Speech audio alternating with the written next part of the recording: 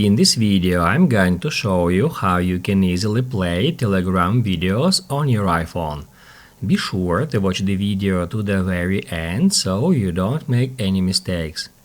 Let's get started, guys, and the first stop we need to head over to the App Store and then just search for VLC. VLC. That's how we can easily find VLC Media Player. All we have to do is just download this app on our device. After that, we can head over to Telegram. From here, we can download any video to our device. Here I got a video file that was sent to that conversation as a file. And now we can tap on it.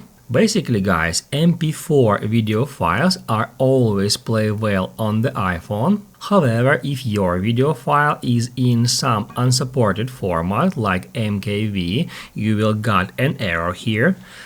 In this case, all you have to do is just tap right here at this share icon and then drag it aside until you find VLC. If you cannot find it here, tap at More and then scroll down until you find it. Here it is. All we have to do now is just tap on it, and that's how we can easily play any video from Telegram on an iPhone. If this video helped you out, don't forget to hit the like button.